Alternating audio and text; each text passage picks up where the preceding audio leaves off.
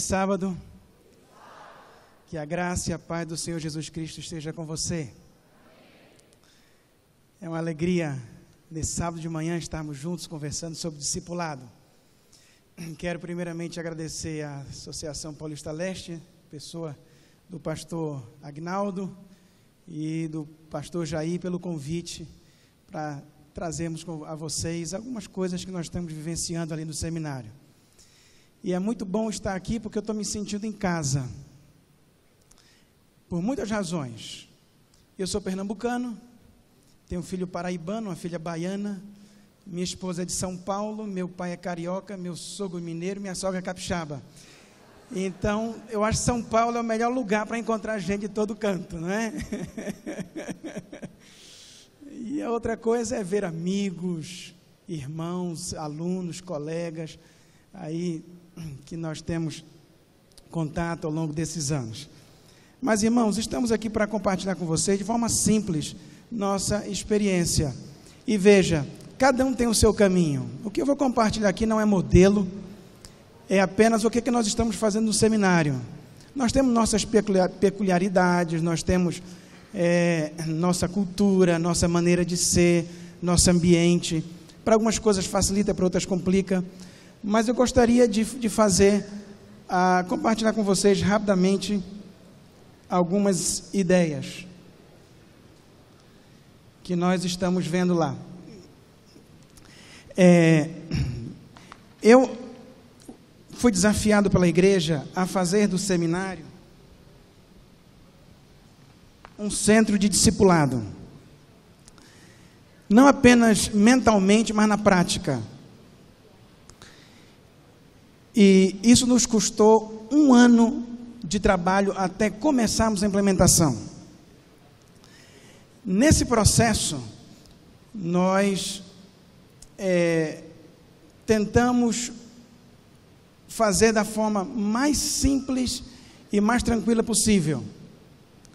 Nós trabalhamos com informalidade, com liberdade, com comunidade, com unidade, para que nós pudéssemos juntos, o nosso corpo de 25 professores, juntos vermos como é que o discipulado poderia ser vivido ali no seminário. E nós queríamos responder 2 perguntas. A primeira pergunta é: o que é discipulado? E a segunda pergunta é: como fazer o discipulado?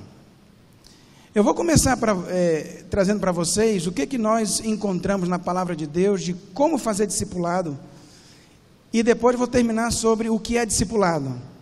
O que é discipulado para mim é mais importante do que como fazê-lo, porque como fazê-lo varia, mas o que é discipulado na Bíblia é bíblico, e eu quero terminar com isso. Eu estou usando a mentalidade hebraica de começar do efeito e terminar com a causa. É diferente para a gente, que a gente sempre gosta de começar com a causa e terminar com o efeito. Então, algumas coisas que nós vimos no nosso estudo desse 1 ano entre os professores, nesse clima de informalidade e liberdade. Alguns paradigmas que nós resumimos numa frase. Nós dizemos o seguinte: que a vivência do discipulado seja simples, natural e intencional. Vou repetir: simples, natural e intencional. Já está funcionando aqui o PowerPoint? Não, ok. Simples, natural e intencional. Discipulado não pode ser complexo. Discipulado não pode ser um programa. E discipulado não pode ser algo que eu faço sem intenção. Simples, natural e intencional. Segunda coisa, as áreas que nós precisamos trabalhar quando nós fazemos o discipulado. O primeiro deles é o conhecimento. No seminário, nós vemos que a comunhão com Deus é extremamente importante, mas que essa comunhão não seja uma comunhão espiritualista, mas seja uma comunhão que nós entendemos a verdade bíblica. Não é apenas ler a Bíblia, é estudar a Bíblia. Diferente de ler um capítulo por dia, é o ideal de estudar uma passagem de forma profunda a cada dia. Então, conhecimento, o segundo é o relacionamento e o terceiro, a missão. E a comunhão está aqui porque você tem relacionamento com o seu amigo e com Deus, e no conhecimento é o conhecimento acerca de Deus. Então nós trabalhamos o discipulado nessas 3 áreas: conhecimento, relacionamento e missão. Que estrutura nós usamos? Nós temos 341 alunos e os nossos professores dão a média de mais ou menos 20 alunos por professor. É impossível fazer discipulado desse jeito. Então nós encontramos o que a Bíblia também nos traz, que é o discipulado em rede. Os professores cuidam de um grupo de 3 a 7 alunos, e desse pequeno grupo, cada aluno cuida de anos subsequentes. Os professores cuidam dos alunos do 4º ano, e os 4anistas do 3º e do 2º, trabalhando em rede. Cada professor precisa participar de um pequeno grupo pastoral, ou pequeno grupo de professores. Nós temos 3. Toda segunda-feira à noite eu participo do meu pequeno grupo de professores. Escute, eu não sou o líder do meu pequeno grupo. Quem é o líder do meu pequeno grupo é o professor Charles. Eu ali estou para juntos aprendermos a palavra de Deus. Apesar de ser o diretor do seminário, eu não sou o líder do pequeno grupo, porque eu não quero que o pequeno grupo seja um programa. Ele tem que ser simples, natural e intencional. Então o pastor Charles é o meu líder. E ali nós não estamos para discutir as profundezas das filosofias. Nós estamos ali para criar uma comunidade através da palavra de Deus. E às terças-feiras, então, eu tenho o meu encontro. Eu já estou nas atividades básicas que nós fazemos, não é? A rede, o professor no seu pequeno grupo, depois o professor com um pequeno grupo com os alunos. Toda terça-feira à noite, de 7 às 9 da noite, nós estudamos a palavra de Deus. Nós criamos comunidade com meus alunos toda terça-feira à noite. Cada professor tem o seu dia específico, na hora que quer, no lugar que quer. Liberdade. O importante é criar comunidade. E aos sábados nós vamos à prática pastoral deles, para ver o que eles estão fazendo, como eles estão ministrando.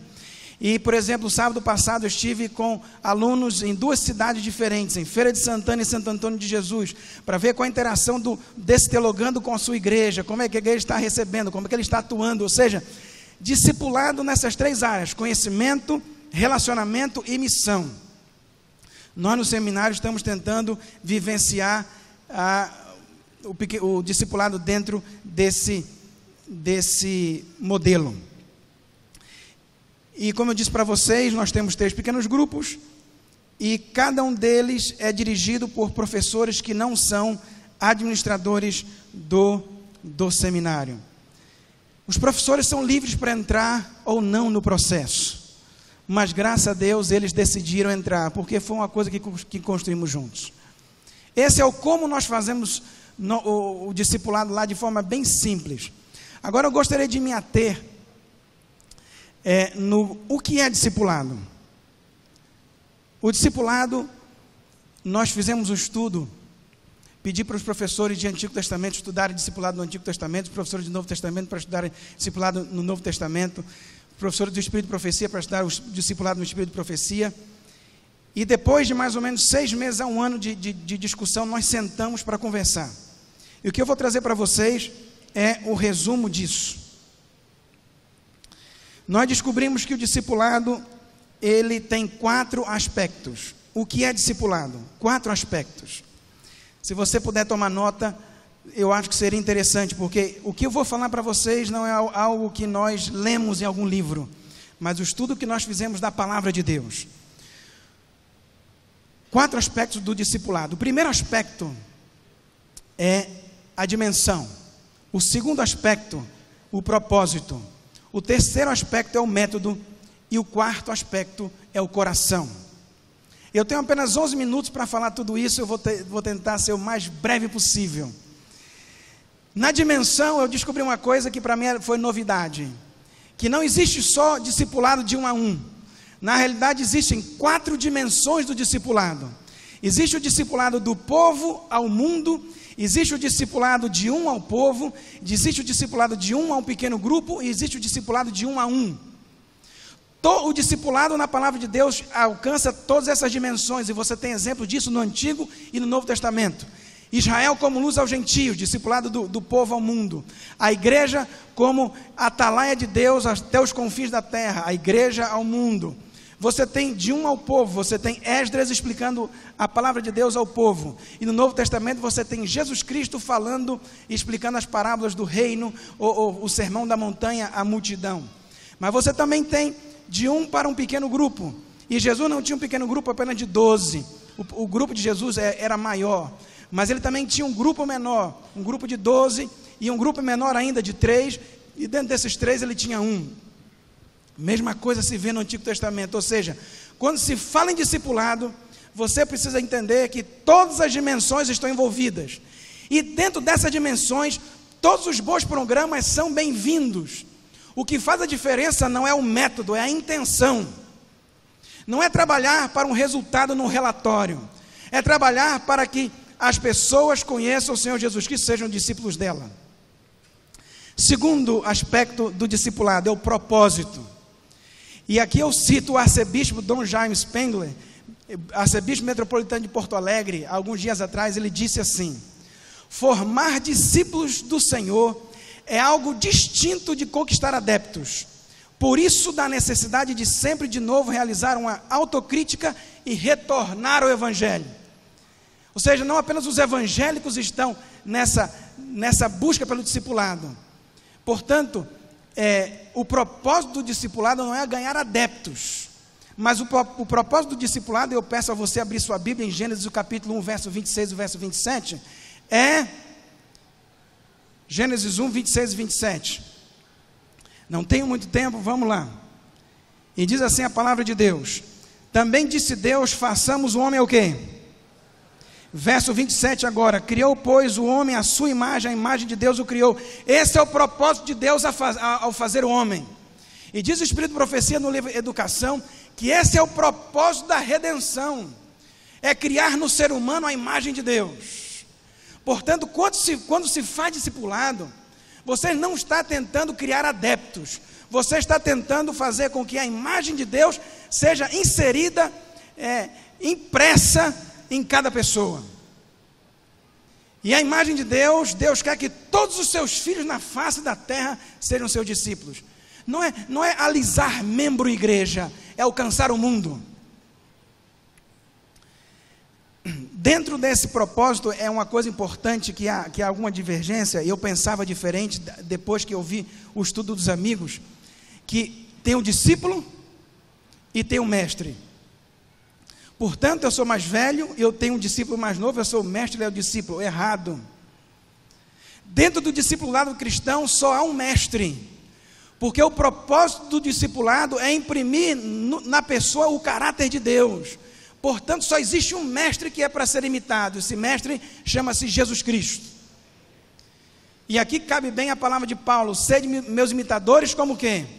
Eu sou de Cristo. Cristo é a imitação completa e final. As pessoas devem olhar para nós, mas ver Cristo, porque o propósito é que as pessoas voltem a ter o caráter de Deus. Dentro desse propósito, irmãos, nós precisamos alcançar o mundo no propósito divino. Esse é o propósito do discipulado. Terceiro, o método.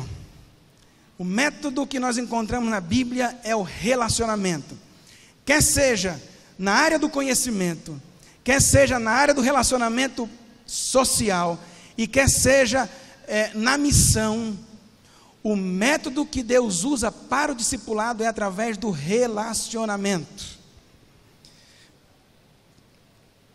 Antes do pecado foi assim: Deus ia estar com Adão e Eva todo dia, de manhã e de tarde. Em Apocalipse capítulo 14, verso 4, diz que os 144 mil andam com o cordeiro por onde quer que ele vá. E nas últimas notas da Bíblia, em Apocalipse capítulo 21, verso 3, o grande sonho ideal de Deus é que Deus vai estar no meio do seu povo. E nós seremos povo de Deus, Ele será o nosso Deus. Esse é o nosso sonho, isso é discipulado vivencial, é relacionamento. Durante o pecado nós temos a frase andar com Deus. Andou Enoque com Deus, e já não era porque o Senhor o tomou para si. Noé andava com Deus. Deus fala para Abraão: anda na minha presença, ser perfeito. O andar com Deus, o relacionamento é a maneira como Cristo faz o discipulado. E vem a pergunta, pastor, o pastor muda muito. Nós vivemos numa vida superficial. Eu vou dizer para vocês, ou nós temos um relacionamento profundo, ou discipulado não acontece. É história que se escreve num livro. É bonito, se defende uma tese, mas não muda a vida. Por isso eu gostaria que você entendesse o discipulado dentro do prisma do Antigo Testamento que é trazido para o Novo. E eu quero pedir a você que abra a sua Bíblia em Gênesis, o capítulo 12. Gênesis, o capítulo 12. O verso 1 ao verso 3. Os eruditos do Antigo Testamento, que eu não sou, eu estou repetindo o que me foi passado, dizem que este é o motor do Antigo Testamento, do Pentateuco e do Antigo Testamento, quem sabe da Bíblia. E aqui está o paradigma de discipulado. Diz assim a palavra de Deus: ora, disse o Senhor a Abrão: sai da tua terra, da tua parentela e da casa do teu pai, e vai para a terra que te mostrarei. De ti farei uma grande nação, e te abençoarei e te engrandecerei o nome. Sê tu uma bênção. Abençoarei os que te abençoarem, e amaldiçoarei os que te amaldiçoarem. Agora vem a frase final: em ti serão benditas quem? Veja, esse é o modelo de Deus. Através de uma família, fazer o quê? Alcançar quem? Mas aqui não fala alcançar o mundo, aqui fala alcançar o quê? As famílias. Porque o modelo básico de Cristo de discipulado, Robson, está aqui. O único lugar onde o modelo de Cristo, de discipulado com o discípulo, de viver manhã, tarde e noite com seus discípulos, hoje, no mundo que vivemos, se dá dentro do seio da família. É o único lugar onde você pode realmente viver, comer, dormir, andar dentro da família. Deus escolhe uma família para alcançar as famílias da terra. Agora vem o equilíbrio. Tem gente que dá ênfase à família e esquece o mundo. E tem gente que dá ênfase ao mundo e esquece a família. Não dá. Assim que sair daqui do programa, vou ver minha filha. Porque não adianta eu falar para você de discipulado se eu não vivo. Discipulado, de acordo com Gênesis, ele começa numa família para alcançar todas as famílias da terra. É usar tua família como sendo discipulador, para que ela também possa discipular a outros. Discipulado sem evangelismo não há. E evangelismo sem discipulado é palha. As duas coisas precisam estar juntas. Agora, como é possível que uma família seja um centro discipulador para as famílias da terra?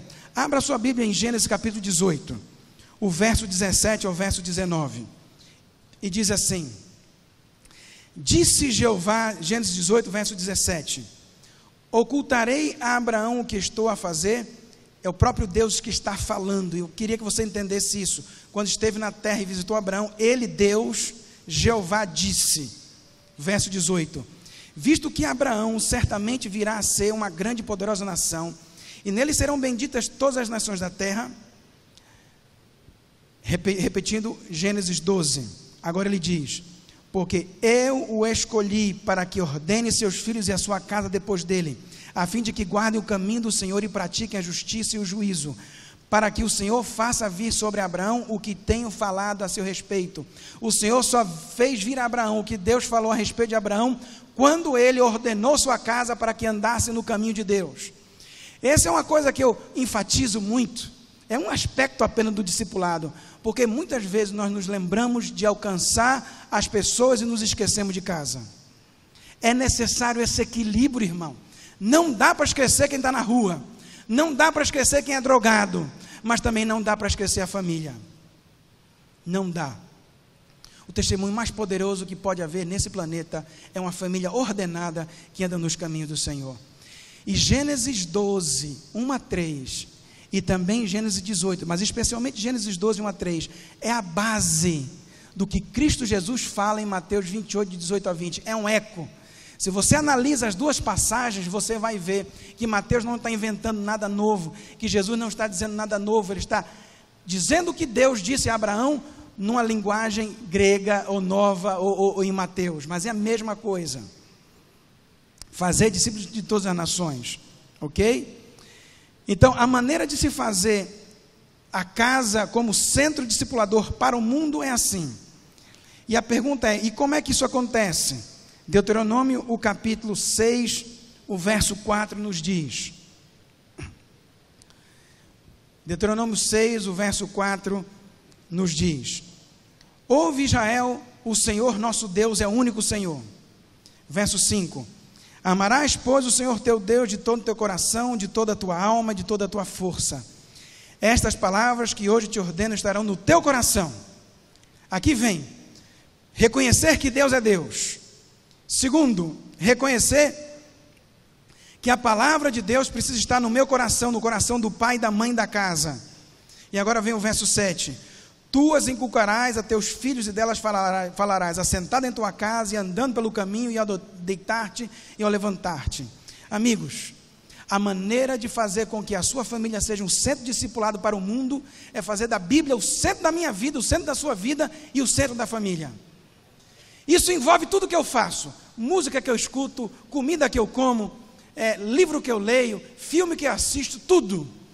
Bíblia precisa ser o centro da minha vida e a vida da família, irmão. É o que há de mais poderoso e que mais se assemelha ao discipulado que Deus espera de nós. Amigos, agora vem o último aspecto, que é o coração. Eu vou me delongar um pouquinho mais no aspecto do coração. O coração do discipulado está em Lucas capítulo 14, o verso 25. Peço você abrir sua Bíblia em Lucas 14 e o verso 25.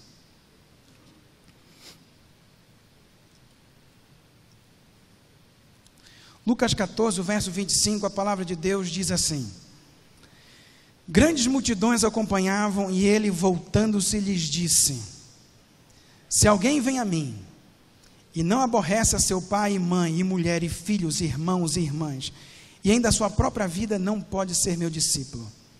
E qualquer que não tomar a sua cruz e vier após mim, não pode ser meu discípulo. Discipulado não é historinha de faz de conta. Discipulado não é um programa que a Igreja Adventista na divisão sul-americana está inventando. Discipulado é um mandamento de Deus. Discipulado não é brincadeira.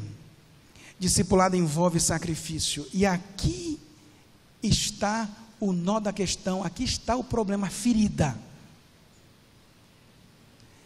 Para se fazer discipulado, só se faz com sacrifício. Dos diversos tipos. Um deles é o tempo. Se trabalha de manhã, de tarde, de noite, se sai cedo, se volta tarde. Porque não há discipulado sem relacionamento. E para ter relacionamento precisa de tempo.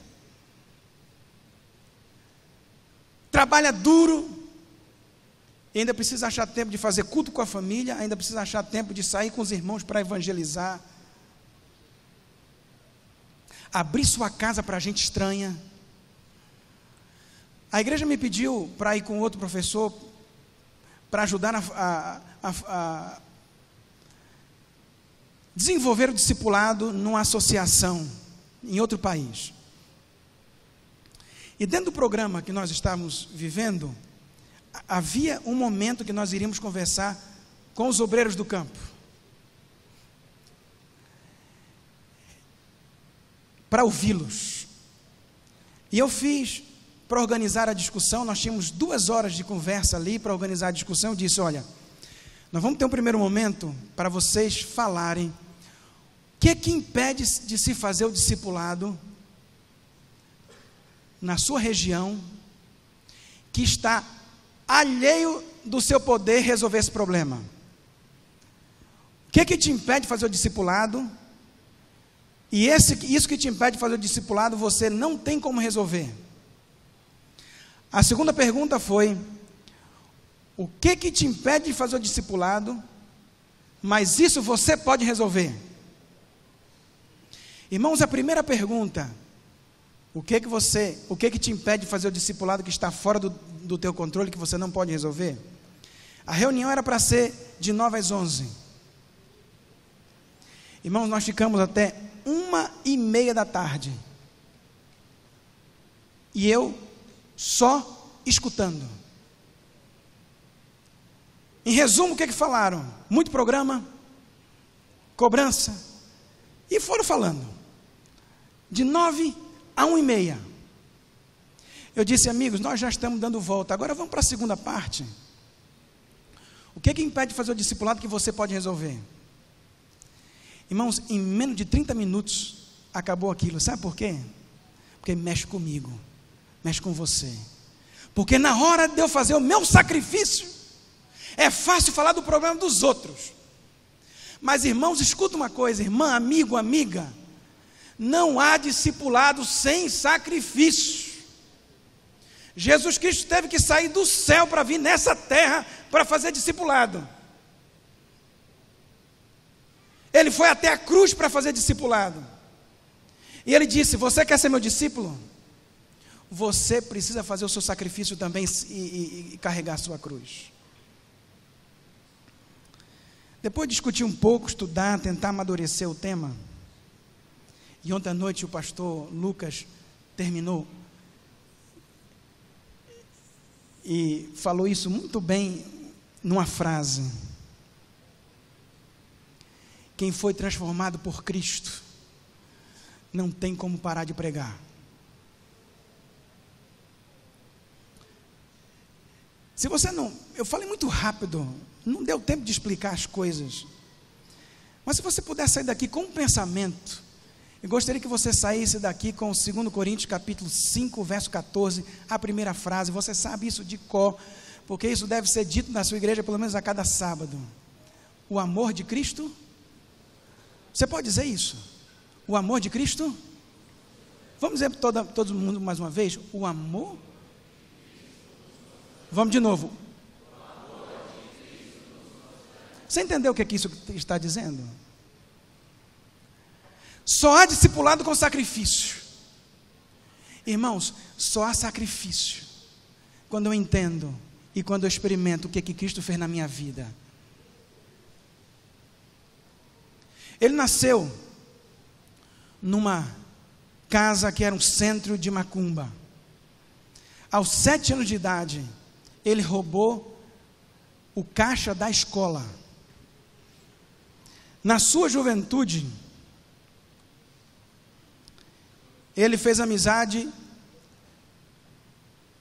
e dentre os seus amigos, vários deles foram os fundadores do Comando Vermelho no Rio de Janeiro. Adolescente, se tornou comunista e ateu.